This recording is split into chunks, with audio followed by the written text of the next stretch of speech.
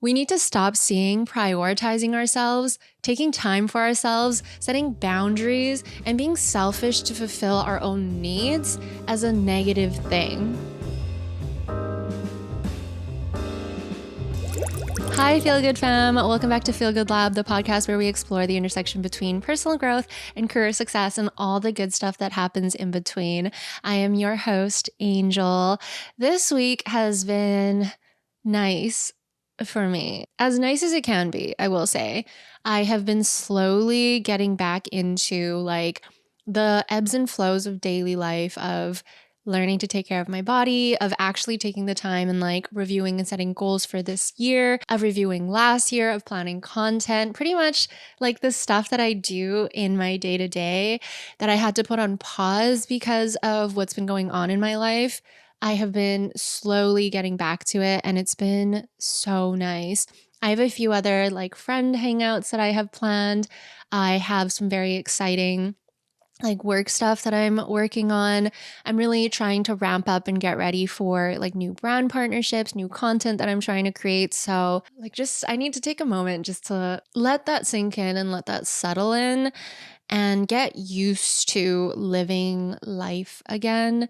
I do really want to prioritize this year life living, true life living, as in doing stuff outside of work, as in taking care of myself, as in learning how to prioritize my mind, body, and soul and my relationships, and not just my career. I've been so career focused. Well, actually, plus I have my major goal of moving to Milan this year to sort out. So it's going to be a really hectic year, but I am just feeling really excited for it. And yeah, I don't know. I wouldn't say I'm in the best place mentally, but I'm working towards getting back there, and I am very proud of myself for that. This week's topic is kind of near and dear to my heart, and it's something that I spent a lot of time pondering throughout my 20s, and it's the topic or the idea of the difference between self-care, self-love versus selfishness.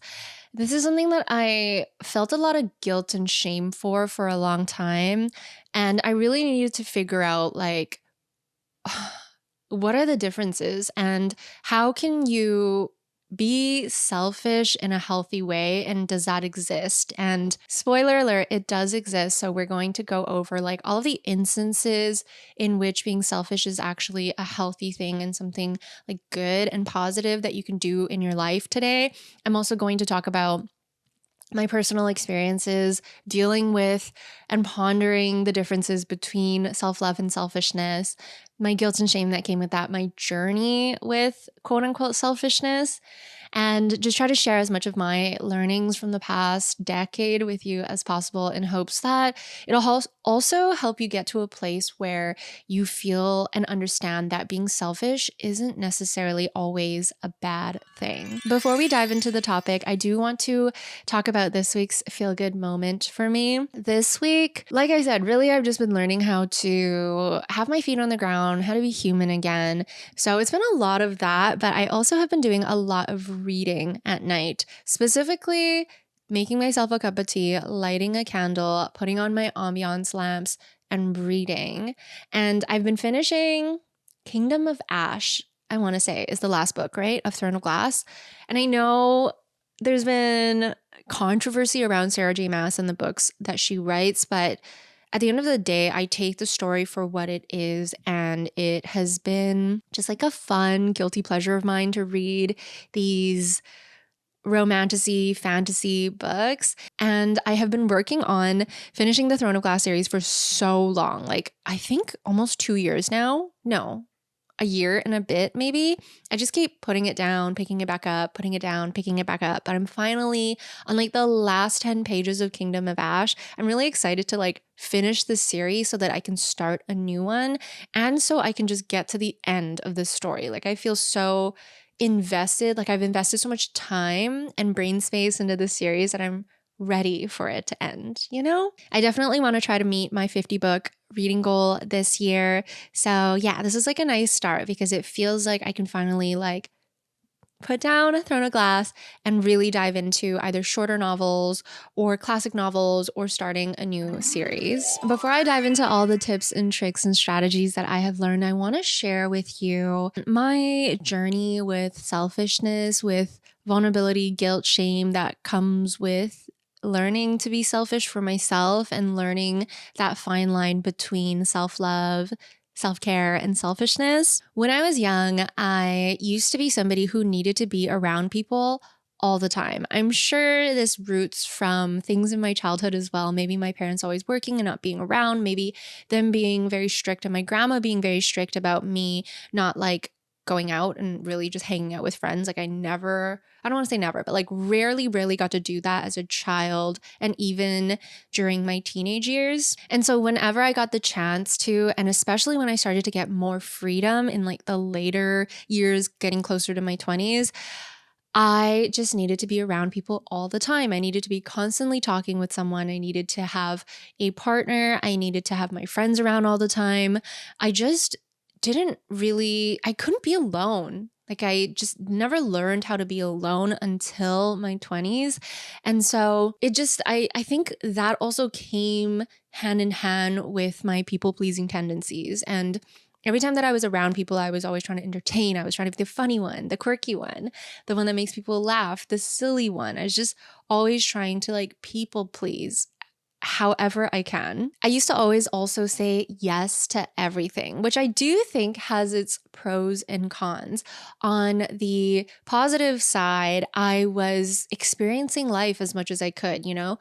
Somebody asked me to go rock climbing, somebody asked me to go biking, kayaking, whatever it was. I was like, yes, yes, yes, let's do it. On the other side, though, I had not learned how to set boundaries, to spend quality time, and to really curate the experiences and people that I had in my life, nor did I ever save time for me to like rejuvenate, re-energize, just like re-up my battery. And having a social battery didn't even occur to me until my 20s. I just thought that, that's what you did. You go. You hung out with people all the time. You hung out with new people all the time. But I quickly learned in my 20s that I'm not as extroverted as I thought I was. I really am more of an extroverted introvert. And I also learned that I treasure and value alone time so much. I also really had a big problem of putting others' feelings above mine. So even if I was having a bad day or didn't feel like doing something, if somebody else wanted to do it, I would say yes. And this showed up in my life in so many different areas, in so many different ways. Now thinking back, I'm like, why did I do that to myself? Why did I say yes to these things that I really didn't want to do and put myself in situations that weren't always healthy for me? There was a period of my life where I was really lost. Looking back, that was truly, and I still call it like my lost years, because I was going through some major health issues, some major life changes, breakups with friends. It was just a dark period of my life. And during that time, I had lost a lot of close friends that I had from high school. I started to isolate myself a lot more because I just found that I started to develop this serious social anxiety, this anxiety that comes from being in rooms where I felt like people didn't necessarily want me there, whether it was like being in a room with my friends that I shared with my ex, being in a room with friends that I wasn't close with anymore. And it was just a period where I felt like I didn't fit in anywhere. And looking back, I will say that was a period of my life that was probably very monumental to my growth and that shaped me to become who I am today, which I'm proud of who I am today. But it was just a really, really tough time. And I think that time it really ingrained some serious social anxiety that I am still to this day trying to like navigate and work through and resolve. My confidence really took a big hit. That took a really long time for me to like figure out and for me to develop that self-love and that confidence again. And really, after that period, it still did take quite a few years, like not until my mid-20s before I started to learn healthier habits, healthier thoughts about myself, learn how to say no, learn how to set boundaries. And still to this day, I would say that some of my friends still have let me know that they think that I could do it more and that I could show up for myself more and that I could say no to more things. I think the people pleasing tendencies is something that I will have to continue to work through.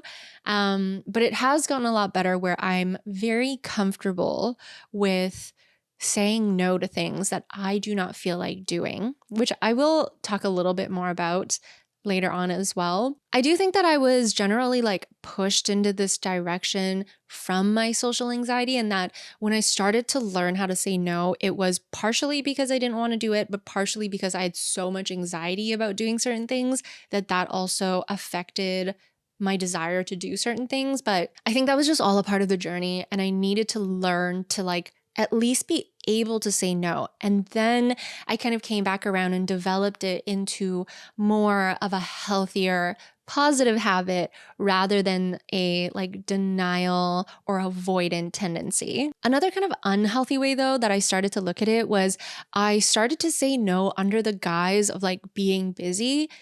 And then in order to fulfill that like self-fulfilling prophecy, I started to actually just make myself really busy. And I started to develop this habit of like overworking as well.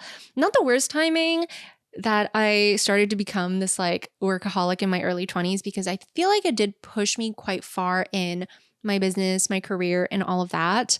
But again, it was not a healthy way to look at events and social activities and just life in general. And so that was something I really had to like reframe, and is still something that I'm trying to work through today. The whole aspect of like busyness doesn't make a business, and busyness doesn't equal productivity. Like there's such thing as fake busyness.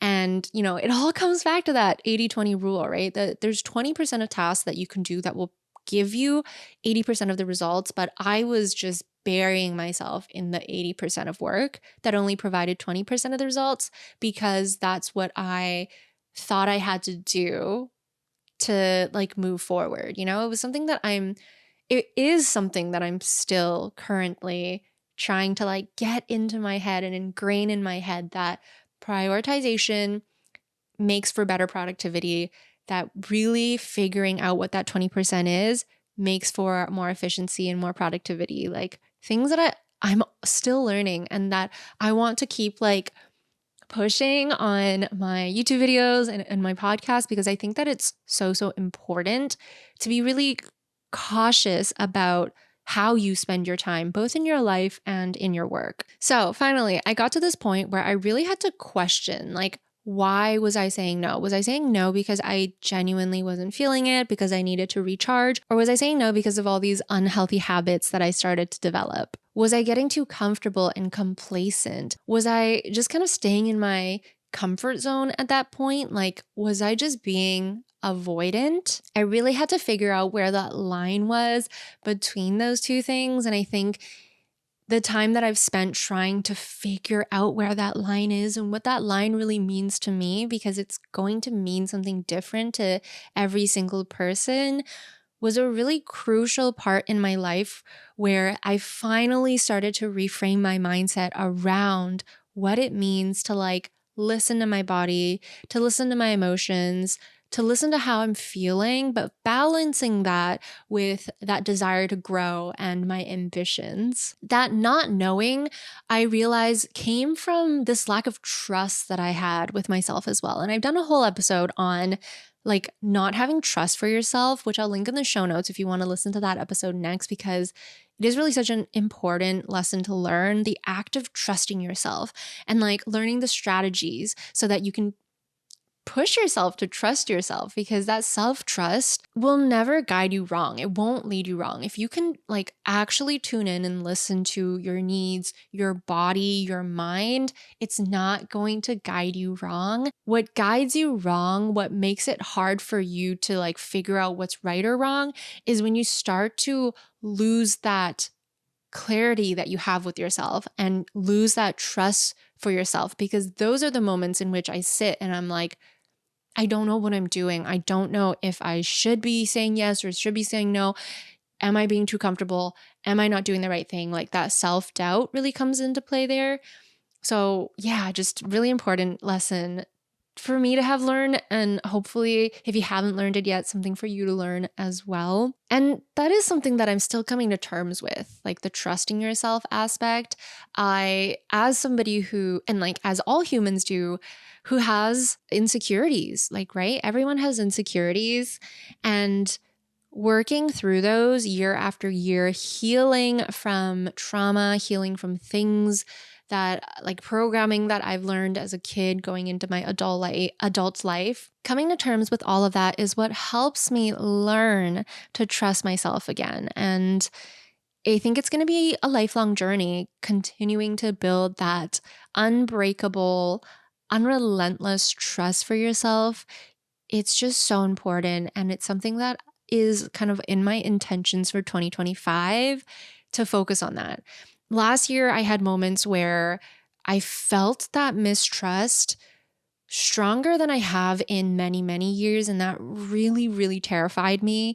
Like the feeling of not being able to trust yourself is awful. It's so awful. I'm sure some of you have experienced that.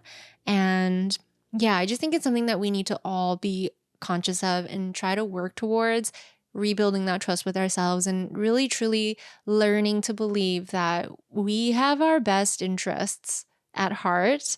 Deep down in our core, we know what we need to do, what is going to push us forward. We just need to learn to trust ourselves and to listen to ourselves.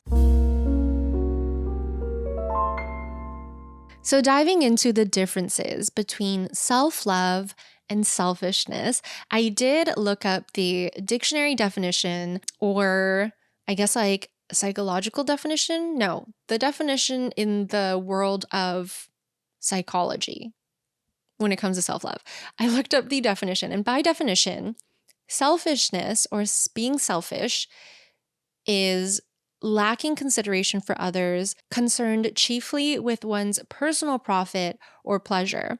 And then self-love is a state of appreciation for oneself that grows from actions that support our physical, our physiological, and our spiritual growth, having high regard for your own well-being and happiness, and not sacrificing your well-being to please others. Even when I am looking at the dictionary definitions of these two phrases or words, there is some overlap. There's a gray area. It's a Venn diagram. There is that overlap. And I think that area is where we need to play in. That's the sweet spot, because you don't want to lean towards one side or the other too hard. I mean, there's nothing wrong with leaning fully into self-care and self-love, but you don't want to cross that line and start developing like unhealthy, selfish habits either, right? I just think it's so important that we figure out what that sweet spot looks like for each of us, because we need to stop seeing prioritizing ourselves, taking time for ourselves, setting boundaries, and being selfish to fulfill our own needs as a negative thing. It's not. It just is not. Realizing that, being able to figure out where that sweet spot is a part of the self-care and self-love journey. It's understanding yourself. It's knowing where your lines are. It's knowing when to set boundaries. It's protecting yourself. And however you want to do it, I think it's so important to take the time to examine what those things really mean to you and to just have that awareness for yourself. Because we all have batteries that gets drained, right? None of us have infinite energy.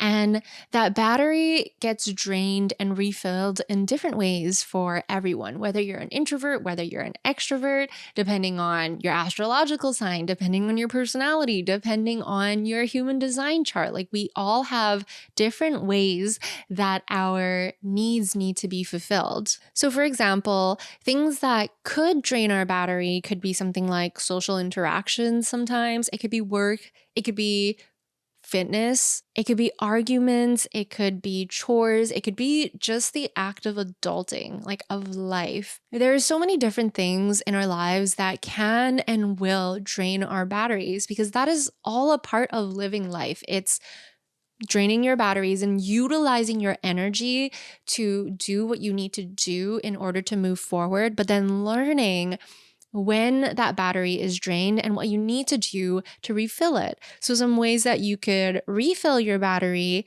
could look like social interactions for somebody who is an extrovert. It could look like taking time for our bodies. It could mean taking care of our bodies physically. It could be taking care of our mental health. It could be reading self-help books, learning. It could be alone time. It could be rest. It could be sleep. It is sleep for a lot of people. It could be reading. Depending on you, your habits, your life, your personality, the way that you need to have your battery filled is going to look different. And I want you to be really honest with yourself as well. Does doom scrolling really help you refill your battery? Does going out and partying or hanging out with a large group of people really refill your battery? Maybe. I don't know. I'm not you, but it doesn't for me. And I really had to come to terms with that as somebody who needed to be around people and was so used to having that need of being around people all the time. I needed to relearn that, hey, I actually don't like this as much as I thought I did. And I actually treasure my alone time so much. Because we have this limited energy, we need to at some point or another realize that we cannot do everything for everyone. We don't even have enough time or energy to do everything for ourselves.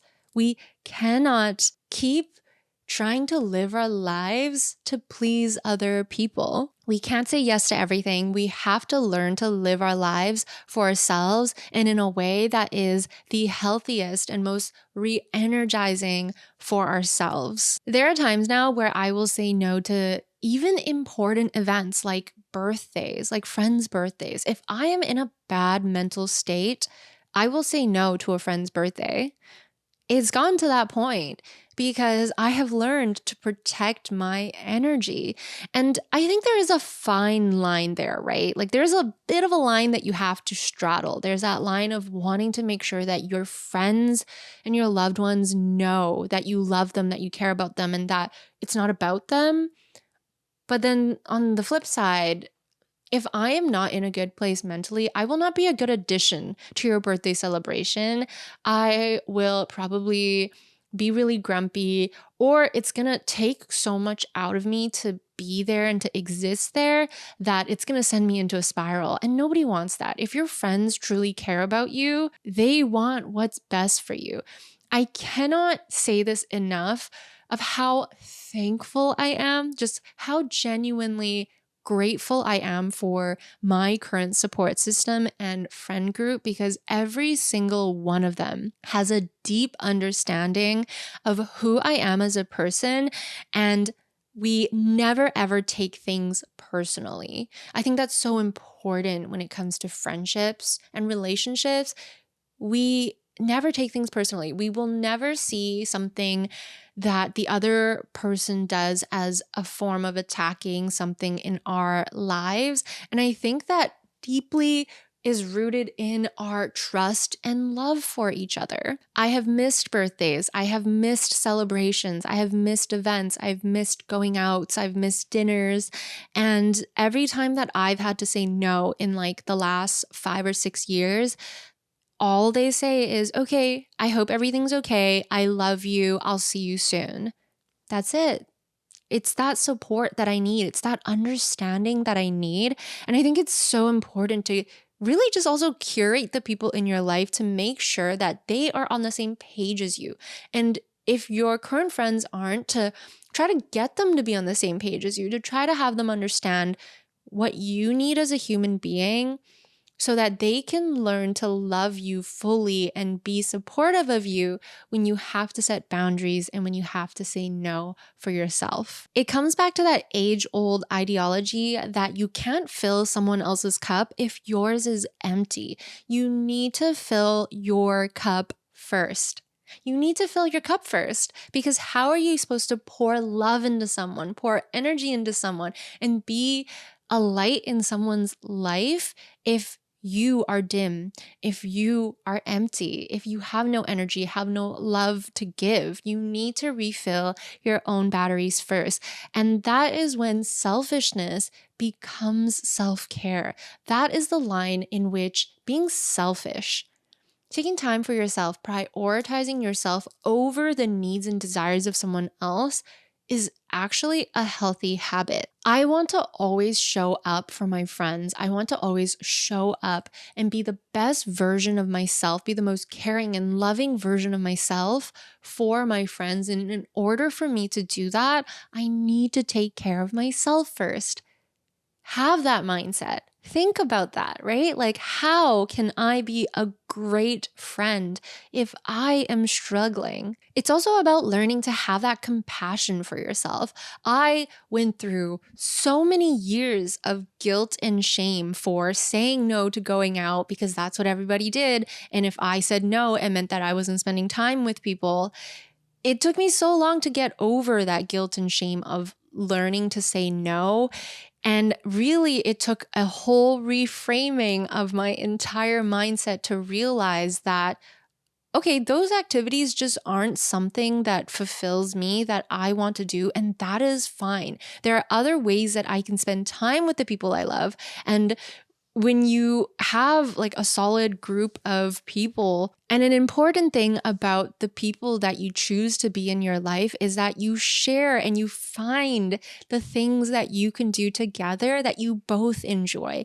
Of course, there is compromise. There are times where I try and, experiment with doing something, an activity maybe that I haven't tried before or that I wasn't super interested in, because the people that I care about want to try them. And I think that is more so like just saying yes to life experiences and to being open to life experiences. But there is that point where if it's something that you genuinely don't enjoy doing anymore, for me, that is typically like going out in Vancouver, spending time in a bar, stuff like that.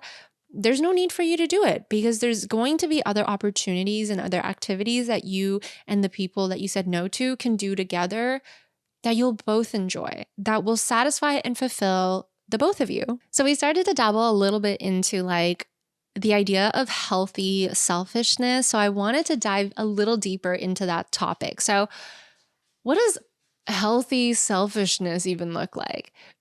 When I first saw those two words next to each other, it felt like such an oxymoron. Like it felt like they just didn't belong. Like, how could you be selfish but have it be a healthy habit? However, I have learned now that healthy selfishness is really such an important trait and like thing to develop in your life, because not only is it going to help you protect your time, help you rejuvenate, help you set boundaries, it's also going to help you realize, and it's going to give you more clarity when you're being mistreated, when you're being exploited, when you're being taken advantage of, or even when you're being abused. I had a very toxic and unhealthy relationship when I was how old was I?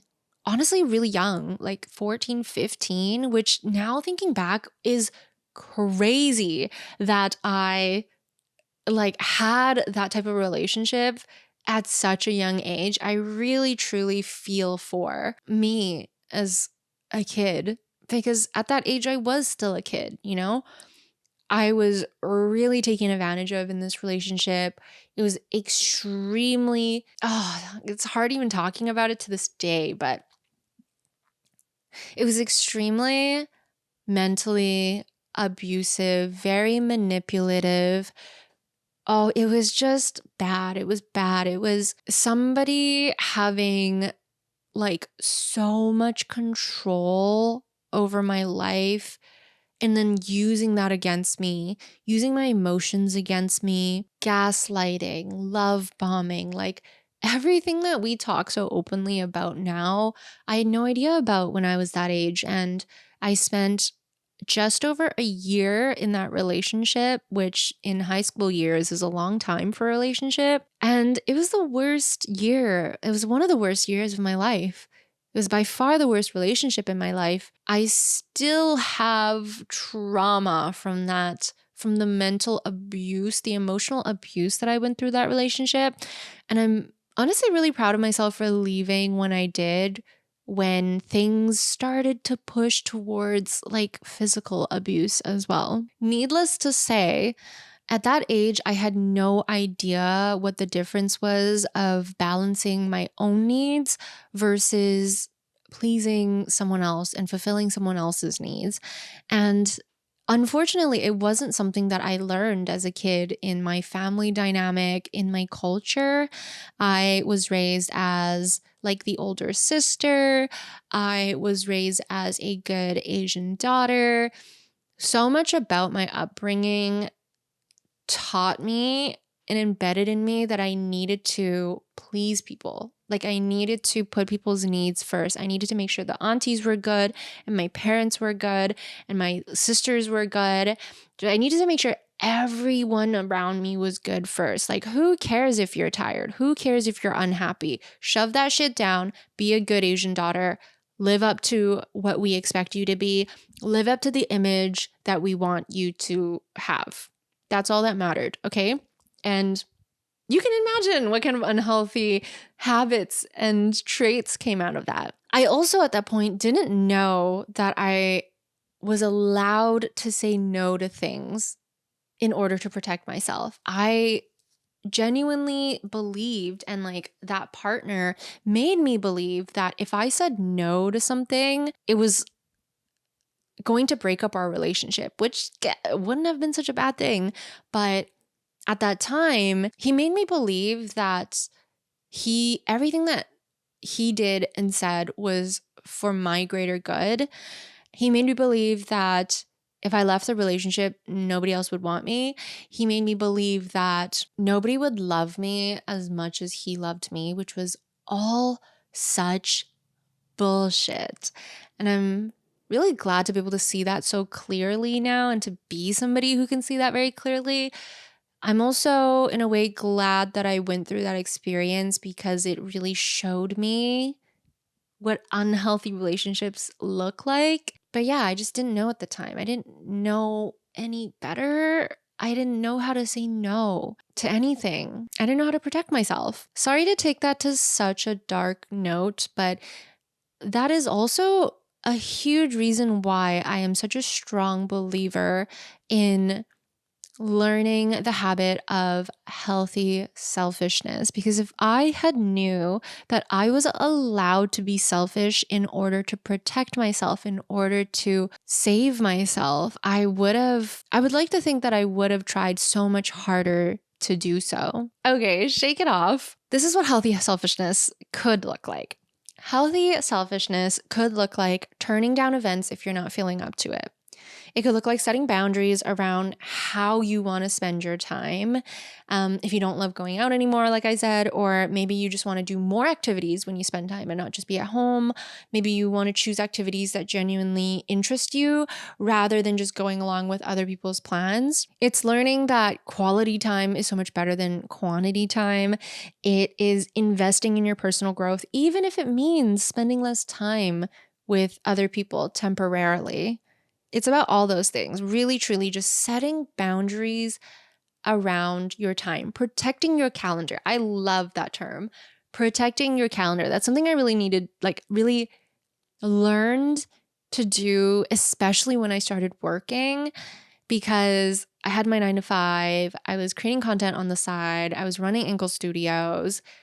I needed to protect my calendar so badly because if I didn't, I wouldn't have time to do all the things that I wanted to do and grow as a person. So yeah, just protecting your time, protecting your calendar, so important. Healthy selfishness could also look like saying no when you need to recharge. Not just to like spending time, but like no to people's requests, no to when people need help, no to whatever you want. Say no, say no. It feels so good to learn to say no. Like it truly does. Recognizing that you need to like recharge and also understanding and truly like letting yourself have write-off days. Write-off days are great. Everyone needs write-off days, days where you don't push yourself to like work. You just let yourself rest, however that looks like to you. Or if saying no feels very scary to you, learning how to say, let me think about it instead of immediately saying yes, like giving yourself that buffer time to learn to tune into your gut, tune into your body, and really evaluate like, do I want to do this? Is this a hell yes? Like, is this going to benefit me or energize me? Does this person benefit me or energize me? Is this a situation that I want? Let me think about it and let me get back to you. Give yourself that buffer. Healthy selfishness also looks like being protective of your mental health. And I've said this in so many episodes, that idea of like curating your life, like curating the things, the topics, the content that you consume, the people that you surround you with, the way that you spend your time, your habits, in order to all like benefit you, in order to protect your mental health, protect your time, in order for you to give yourself space to recharge and grow, is so important and is a really like important reason why being selfish is a good thing sometimes.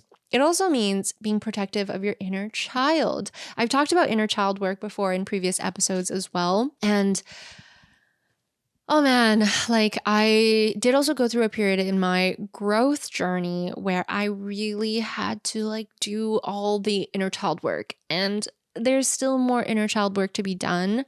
But I think once you start getting in tune with that inner child and learning, how you can help her or him recover from all the things that they have gone through, and learning how to like let them know that you are with them, that you have done the things, that you are stronger now. Once you have that connection with your inner child, it's so, so important to continue to protect it and not let things repeat themselves, or not let trauma repeat themselves, or fall back into patterns that would hurt you and that would trigger that deep, deep hurt that your inner child has like held on to.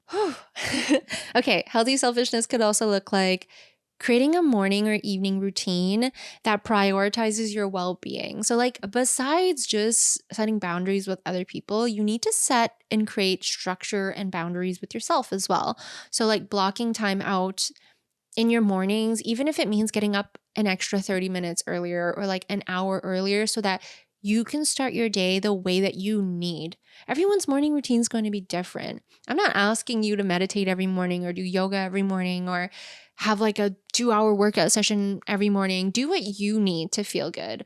And the only way that you're going to be able to like know what makes you feel good is through experimentation, is through trying things out. It can also look like removing yourself from draining situations or conversations without feeling guilty, right? Like that curation part again, curating people, curating conversations, curating experiences that you have in life. If you feel like you're having a real shit time in a conversation, or it's entering a territory where you just don't enjoy, say no. Tell them, hey, this conversation is making me feel a little bit uncomfortable. This topic is making me feel a little bit uncomfortable. Can we switch topics? Can we talk about something else? Can we come back to it? Or I think I'd like to stop this conversation now. Terrifying, I know. I like honestly couldn't do that for most of my life. I really didn't start doing that until like the past year or so. So kudos to me, but also something I wish I learned earlier. Healthy selfishness could also look like spending money on the things that bring you joy or make your life easier without feeling the need to justify it to everyone. It's that self-awareness piece again. It's knowing what you need, what benefits you, and not feeling guilty about it. That is an aspect of healthy selfishness as well. Like you're being selfish in keeping things to yourself because you are happy with it, and that's okay. Lastly, but a very, very important point, is to protect your sleep schedule. again, I'm going to say no to late night things if I know that I want to get up at a certain time tomorrow morning to accomplish my morning routine before I get my day started. And I know that I need to get this many hours of sleep. So bye, guys. I'm going home early because I treasure my sleep schedule and my morning routine and how I start my days. I used to be somebody who like genuinely only needed to sleep 6 hours a night. Like throughout school, I really, truly only slept 6 hours a night. I would get up the next day. I would go to school. I would then go to work. I would do homework sometimes. But I like made it through those years on pretty much 6 hours of sleep every night, which was insane. After that, I moved it up to 6.5 hours. I am now up to a healthy 7 to 7.5 hours of sleep every night. I have just learned that the more sleep I get, the better I feel the next day. The better I feel the next day, the more productive and efficient I can be, the more I can focus, the better I can do and show up in my work. And that's what I want to continue to do. I want to show up for my friends. I want to show up in my life. I want to show up in my work. I want to do the best I can in all these different areas in my life. And in order to do that, I need to sleep. I need to recharge. So it's really, really important, sleep. I thought it was bullshit for so long. I genuinely thought people were fucking lying to me when they said that women need 8 hours or like, what is it? What's the stat? I think there's a stat that says like women need like 10 hours of sleep or something ridiculous like that. I don't think I'm going to be entering that group anytime soon.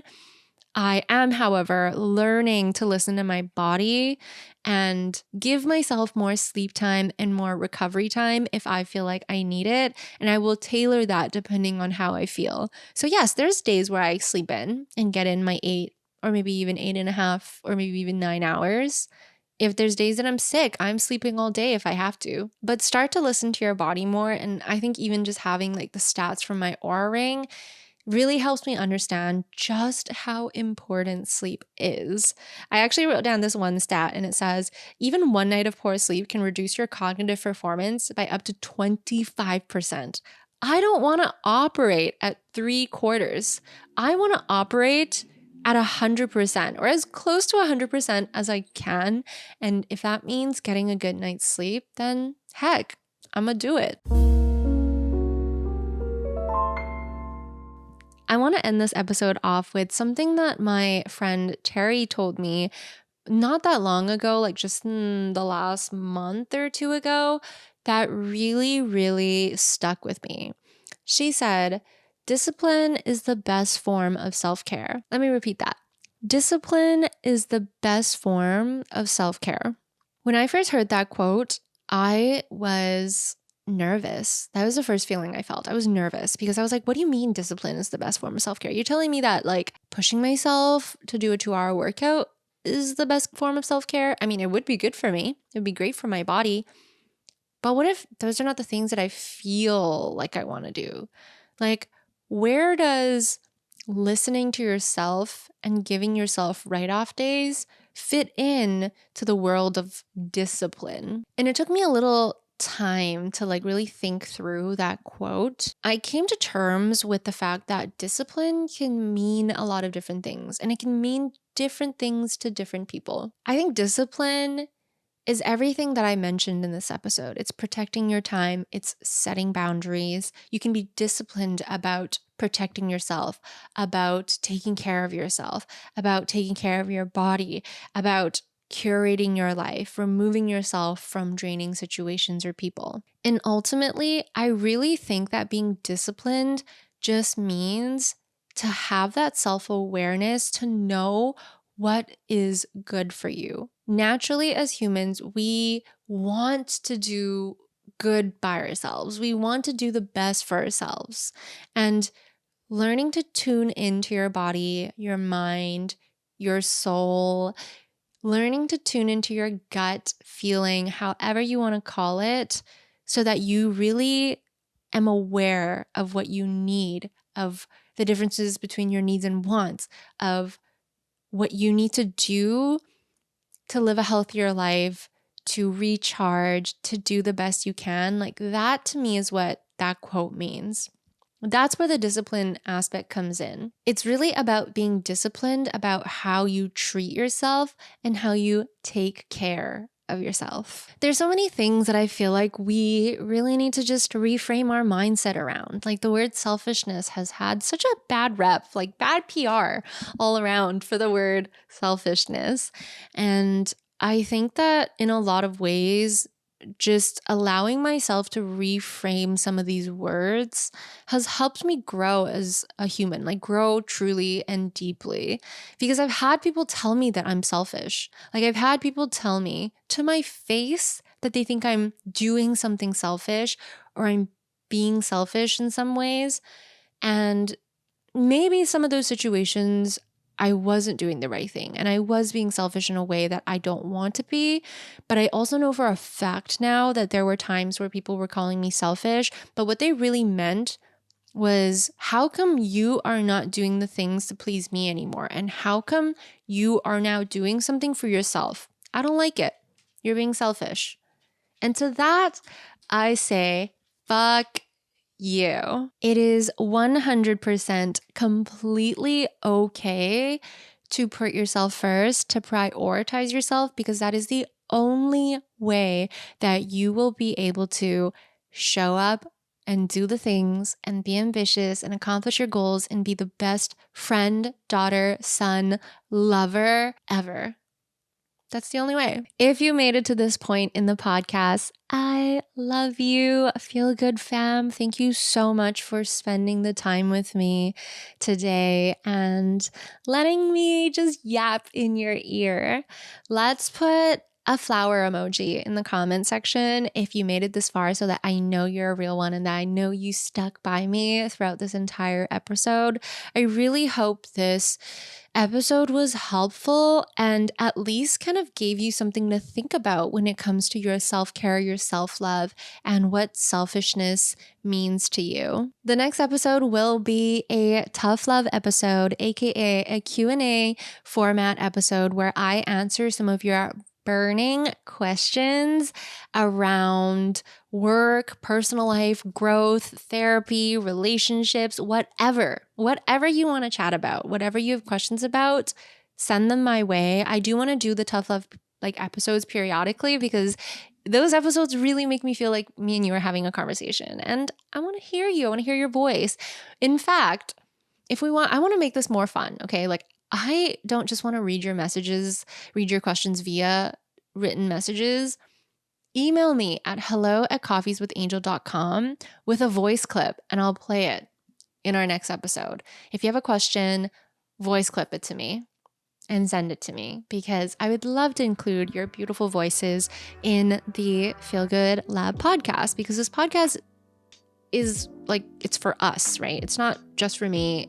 It's for us. It's for you. It's for the Feel Good fam. And however I can include you guys, I want to so badly. So whether you want to email me, DM me, comment in this episode your questions, please do, and I will try to answer them as many as I can in the next episode, as well as in future tough love episodes. But that is everything for today. I hope you enjoyed this episode. Thank you so much again for being here, for spending time. I hope you're having an amazing day wherever you are in the world, and I will catch you in the next episode. Bye.